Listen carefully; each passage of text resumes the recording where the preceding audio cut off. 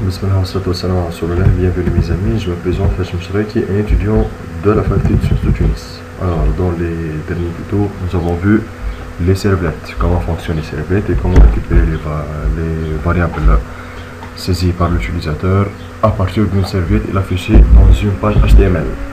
Donc aujourd'hui, nous allons voir une chose plus complexe, c'est comment gérer les servlettes et les données saisies à partir de l'utilisateur dans une base de données. Donc, tout au début, je vais créer ma nouvelle servlette. Donc, je viens ici, sur source, et je vais créer une nouvelle classe Java. Donc, je vais la nommer description. Finish.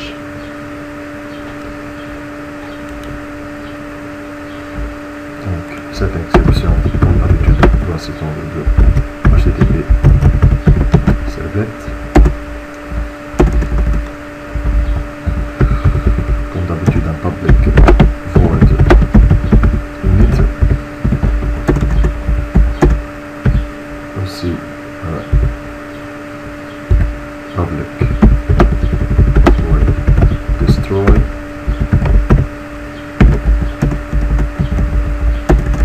et entre les deux undo. Nous avons utilisé dans le dernier tuto undo post, aujourd'hui j'ai utilisé undo get. Donc ça, et ici je vais mettre les méthodes de ma servlette. Donc avant tout, comme j'ai fait dans le dernier tuto, nous avons à déclarer notre servlette. Donc, je viens ici, je crée je déclare ma nouvelle servlette. Donc, maintenant une servlette classe, une servlette main. Donc, la classe c'est inscription et le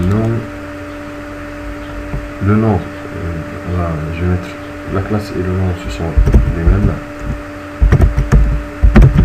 De même, je vais l'appeler description. Donc, je viens ici, description. Ici, je sais pas, c'est quoi. Avec le bouton, c'est une classe.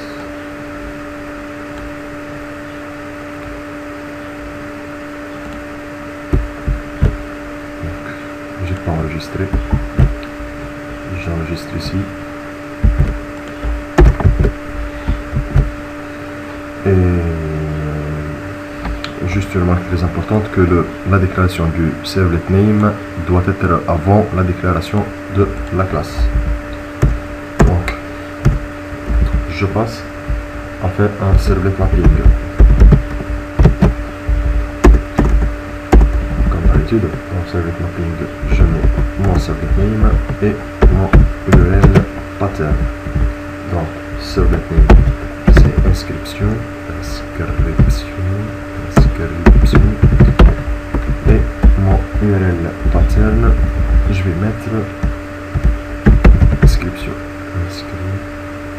Je trouve mal ça. Inscription. Oui. Donc, cette URL pattern, je vais mettre une page HTML que j'ai déjà fait. Une page instruction.html. Donc, c'est une page HTML très simple avec une action inscription, avec un nom, prénom, email, username et password, et avec deux boutons. Donc, je vais vous montrer ça. Donc, je fais un restart de mon serveur. Je vais démarrer. Donc, je viens ici. Je vais sur localhost 8080. test et inscription pour HTML. Et voilà, c'est la page inscription pour HTML. Donc je vais mettre ici un tout petit titre, page d'inscription. Donc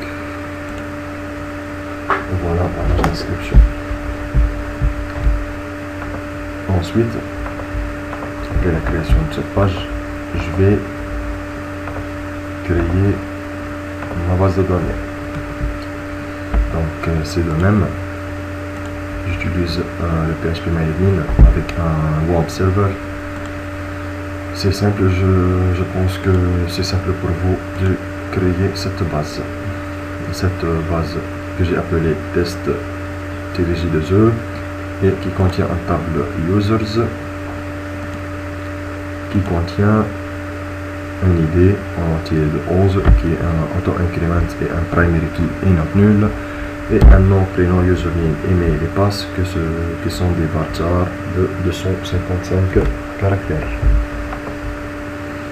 Donc ensuite, comme je travaille avec la base de données, je dois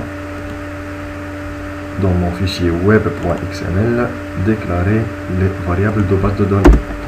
Donc une base de données, j'ai montré une chose avant cela, on peut faire ce qu'on appelle un init param. C'est quoi ce init param?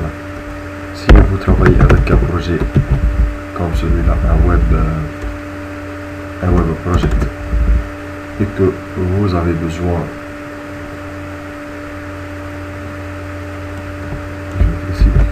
besoin de quelques paramètres, disons global, vous utilisez un init param.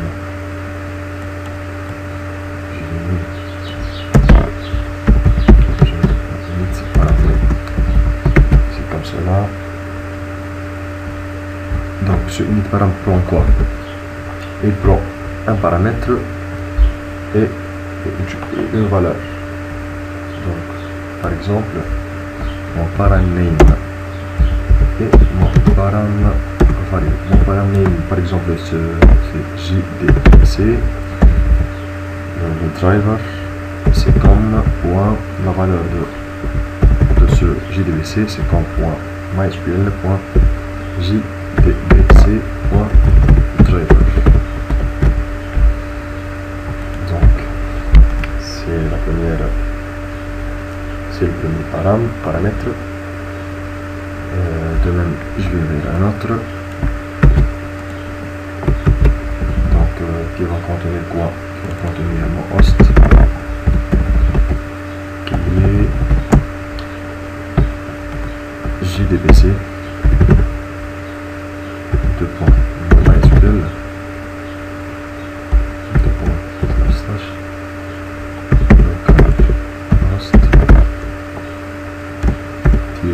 test J2E. Donc je vais le mettre ici par exemple. Maintenant je vais faire un retour. Bon, si vous n'avez pas compris ça, je vous invite à voir ma vidéo dans la partie dans le site www.hashim.blogspot.com, mon blog. Vous allez trouver des vidéos sur Java et des vidéos sur JDBC où vous trouvez tout cela. Donc maintenant je reviens à ma servlette.